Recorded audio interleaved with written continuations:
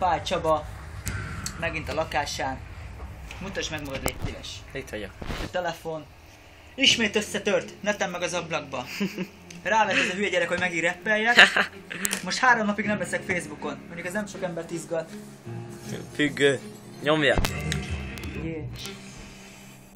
Elmondom szebben, szemem nem rebben, halkamos csendben, lóvé a zsebben, tudod nem cikizek, nevettek rajtad, testvérem cigizek, a mosolt arcomra csajtad, elmondom testvérem, hogy ocska kis köcsög, de puncéba még nem járt az a 2 centis pöcsödés, hiába volt neked 1100 gázsi, úgyhogy neked a farkad is, csak is ez számít, tesóvé létezem, tudod, hogy vétkeztem, tegnap még érkeztem, nem vétkeztem, de ez itt a lényeg, ha tudod van ilyen, volt egy exám testvérem, úgy hívták Adrien, de előtte történt, megmondom annyi, volt egy hülye csaj, úgy hívták, hogy Fanni, nem vagyok jövőben látó, nem vagyok egy jós, az volt a vezeték neve, hogy Sors.